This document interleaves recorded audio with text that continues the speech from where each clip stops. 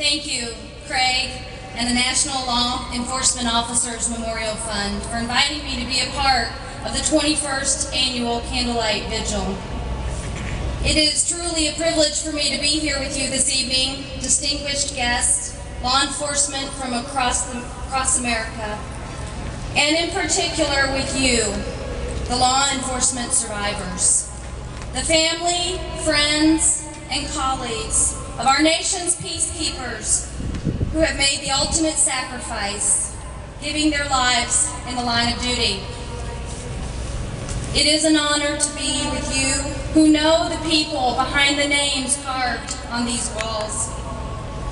You who call them son or daughter, mom or dad, brother or sister, husband or wife, and friend. I am honored to be here with you this evening. When I spoke here in October for the annual replaying, I remarked that the National Law Enforcement Officers Memorial is unique and unlike most memorials in our nation because sadly it will never be completed. As the war against crime in our nation has never known a time of peace, law enforcement officers have been serving their communities, and about every 2.5 days, an officer sacrifices his or her life in that service. Since the dedication of the National Law Enforcement Officers Memorial in 1991, new names have been added each year. And we know already, with events like those in Odessa, Texas, Oakland, California, and Pittsburgh, Pennsylvania, new names will be added again next year. The work is ongoing. And while I know law enforcement officers do not serve their country, state, or community, anticipating their name will go on a wall, they do serve bravely and honorably, running toward danger when the rest of us run away. They serve to be that thin blue line to separate good from evil, calm from chaos. So when one falls in the line of duty, it is our obligation to assure their service will always be remembered. We must also assure their survivors are adequately supported and also never forgotten. Not long ago I read, "When the wind blows hard, the roots grow deep." Those words, I believe, describe the law enforcement family here tonight. I know the winds of heartache, trauma, and grief have blown through your lives with the tragic death of your law enforcement officer. I also look around tonight and I see roots of support to the left, to the right, in front and back of us. Deep roots hoping to sustain us. May 13th, 1999 was the first time I visited this memorial wall. The first time I saw the name of my husband, Kentucky Alcohol Beverage Control Agent Brandon Thacker, etched in a wall. It had been a little over a year since my husband was shot and killed in the line of duty, leaving me widowed at the age of 26 and alone to raise our 1-year-old daughter. And I felt very alone, alone in my grief and pain, alone in my hopelessness and fear of the future.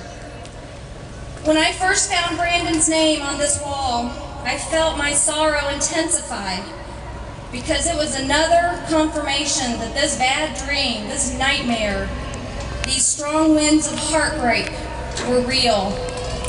And calling it heartbreak seemed so slight, as every other part of my body felt broken too.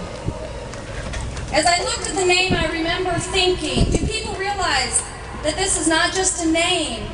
This is my husband, my confidant, the father of my child. It's the name of a brother, a son, and a friend. Initially, I could not even approach the wall, and I just sat down and cried. I soon felt an arm wrap around my shoulders, an arm that pulled me in and held me. Roots growing deep. Those roots, that stranger, the officer behind that arm, patiently listened and supported me as I approached the place where Brandon's name is engraved. He stayed close, while I traced every letter of his name with my finger, and until I returned back to sit with my family for the Candlelight Vigil. The following morning at the National Police Survivors Conference, a man named Mark Brown from Arizona walked up to me and hugged me. I didn't even recognize him from the night before, but I soon figured out that he was that supporting arm, those roots. I soon learned that he was a surviving co-worker, and our friendship began.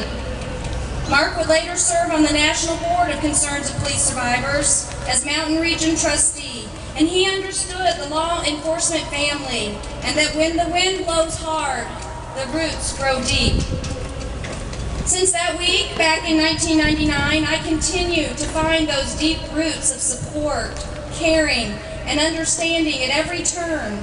And I continue to feel the support and sustenance of those roots still today. If you look around you now, I hope you'll begin to sense what I did so long ago, that in fact, when the wind blows hard, the roots grow deep. And no, these roots don't stop here. This is just the beginning. This Friday, you'll feel the deep roots again during the National Peace Officers Memorial Service. Roots of support from our nation's elected leaders all the way down to fellow law enforcement survivors. And the deep roots will continue during the National Police Survivors Conference tomorrow and Saturday.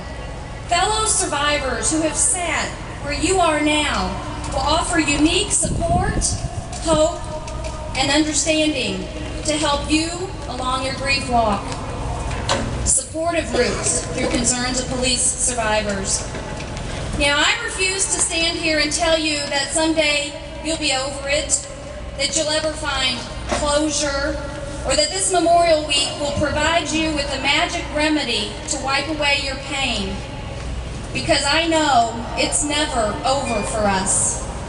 But I can assure you that from this evening, all the way through the picnic in the park on Saturday, support and deep roots will be available to you at every turn. And when you return home, those roots, those deep roots, will be available to you still if you choose to accept the hands of support from C.O.P.S. Today, I watched my daughter, Catherine, with other children of fallen officers. I'm captivated to see how she supports others. I also see her laughing and growing, being a typical 12-year-old. But yes, she still has to deal with the tragedy of the death of her father. Thanks to the opportunities she has had at the C.O.P.S Kids and C.O.P.S Kids Camp, she knows her dad died in honor and in service, and she is determined to be a living memorial of and for her dad.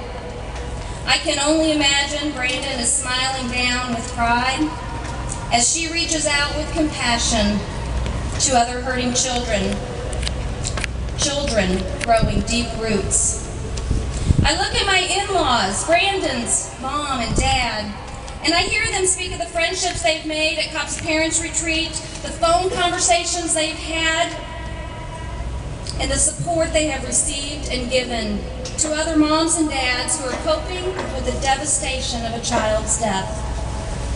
Learning to be a living memorial of Brandon, I can only imagine how pleased he must be to know they have learned to use their pain to ease others' pain, turning their desperation into determination, being a part of those deep roots when the strong wind blows in the lives of others. When the wind blows hard, the roots grow deep. The National Law Enforcement Officers Memorial displays those deep roots by assuring this monument will forever bear the names of our nation's fallen peacekeepers and hosting a tremendous tribute with the Candlelight Vigil each year on May 13th. The Fraternal Order of Police and its auxiliary provides those deep roots, pledging every year that on National Peace Officers Memorial Day, a marvelous memorial service will be held at our nation's capital to honor those who have made the supreme sacrifice.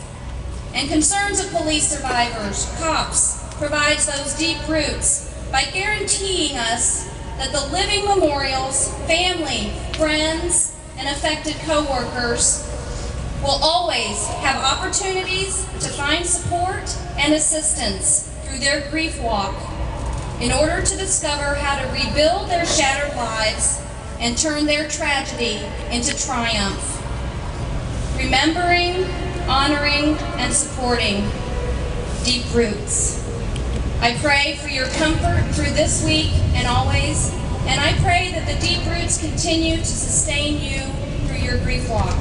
Thank you, and may God bless you and enrich your lives always.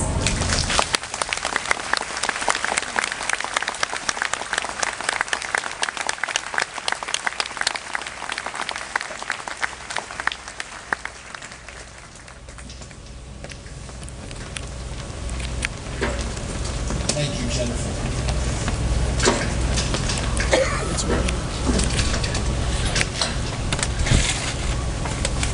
Behind every name